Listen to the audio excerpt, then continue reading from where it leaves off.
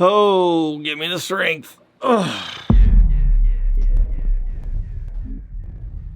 When it comes to filtration, it's not a secret that I love using sponge filters. Now, a lot of people ask me about different types of filters, hang-on back filters, some filters, internal filters, sponge filters, and canister filters. And they ask me, Zenzo, why don't you use canister filters more? Or why don't you like canister filters? Or whatever it is in that form. Basically, I have nothing against canister filters. I think that they are great at what they do in certain situations. But for me, I like to use air-driven filters because it's economical. Doesn't really make sense for me to plug in, 25 or so canister filters. That would cost a lot. And they're very easy to clean. Now, with that being said, we do have a canister filter in this room. I have a Fluval FX2. That thing is a workhorse and it filters my 90-gallon African cichlid tank. It does well. I've never had a problem with it. That thing's been running for years. It's a great filter. That's the only canister filter I have running in my entire fish room and including my house upstairs. But I did get a filter recently from Fluval, who are very generous to send me one. Now, this is not a sponsored video by Fluval. It is a sponsored video though by Into the AM, which happens to be my favorite t-shirt brand. Into the AM is a team of artists and creators that formed an apparel company to share a common vision of developing premium apparel that elevates self-expression while focusing on comfort by using the highest quality materials and eco-friendly inks. Into the AM has dozens of cool designs to choose from, covering many categories including t-shirts and tank tops, hoodies and jackets, hats, and even joggers and shorts. Use the link and discount code below to shop at Into the AM and find your clothing piece to express what drives you. Thank you to Into the AM for sponsoring this video. Don't forget to check out their link down below. Now, yes, Fluval did reach out. They wanted some of us to look at their new FX2 and check it out, so they sent one to me. Now, I did do a bit of an unboxing. I was very impressed with what I saw. This is the FX2. Essentially, it's like a mini FX4. The inside and the outside looks the same, but it's just a lot smaller. They sent this to me for me to test and try out. Now, upstairs in my living room, there's a project that I am super procrastinating on. My wife asks me all the time, when are you gonna do this? When are you gonna do this? I'm like, you don't understand. It's a major project. I don't wanna do it, but I have to do it at one point. That is moving my 60-gallon aquarium from one side of my living room over to the other side of my living room. I gotta take all the fish out. I gotta get rid of those fish. Multis, Burchardi. I've got a 3D background in there. That's gonna make it impossible for me to find all the fish. I gotta get someone to help me move it. And then I'm gonna put some Psilocy, those colorful cichlids there, in that tank. So I'll have kind of a rocky Psilocy tank upstairs. But what am I gonna filter with it? Well, right now I've got sponge filters up there and a power head, but I do want to run a canister filter up there for a couple of reasons. One, I wanna have a filter that is a little bit less time consuming as far as the frequency of having to do maintenance on it. So with canister filters, you can go a little bit longer than you can with other filters. So on a hang-on back filter or a sponge filter, you tend to have to service them more frequently. Or a canister filter, I sometimes go like 6 months without cleaning them. And if you remember, I actually went a year plus without cleaning that one time, and that was a little bit gross. I did clean this yesterday. I started to notice that, there was some particulates floating in the water. It had been about 6 months. And so I took it out and cleaned it. It only took me about 25 minutes or so. Not that big of a deal.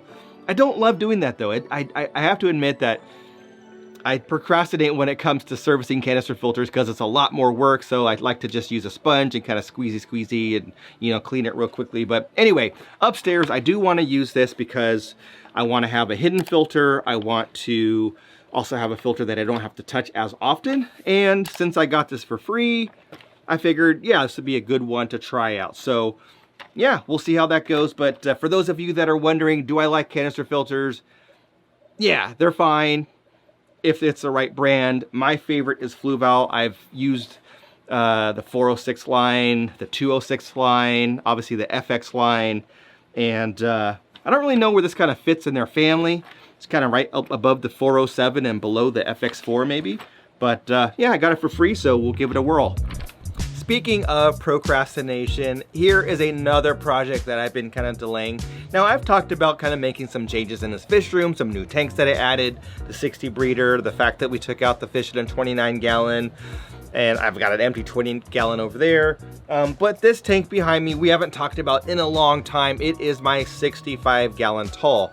Now, actually, somebody recently told me that I guess they're not making them anymore. So it's kind of a cool footprint. It's basically a 40 breeder, but taller. It was a tank that I got 2016, maybe, like 2016.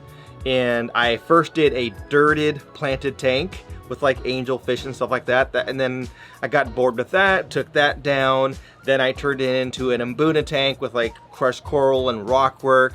And then I changed that out, moved the Mbuna down here. Then I made it a planted aquarium with like, you know, CO2 and discus and that whole thing. Then I moved the tank downstairs and stuck it in that corner, removed the CO2. So it's gone through many variations over many years, and it's a mess. It was just like a bunch of plants overgrown, a bunch of plants dying. I had neglected it.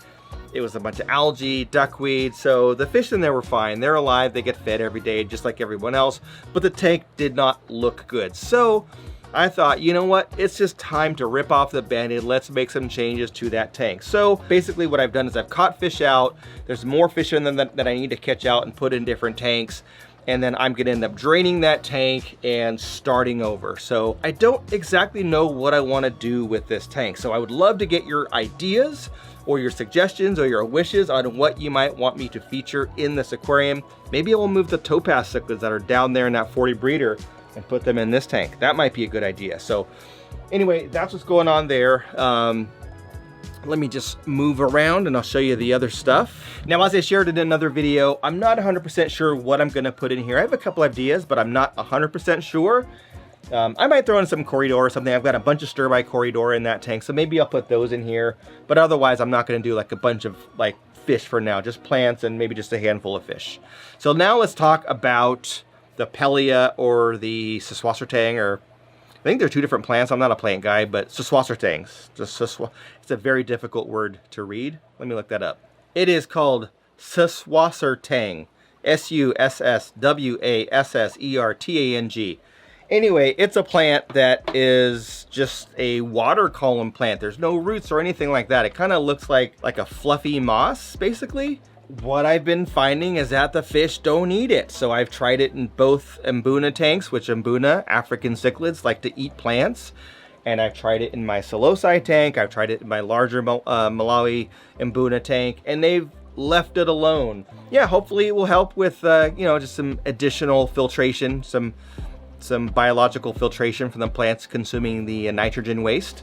And if not, then at least it adds a little bit of greenery and hiding places for the babies. So I'll do a full video on this later on, but just thought I would share with you what that mess was in that tank. And it's not a bad plant in something like this. So hopefully you enjoyed it. Don't forget to like, subscribe, hit the notification bell, watch this video, check out the link down below for the t-shirts. Thanks for watching. We'll catch you on the next one.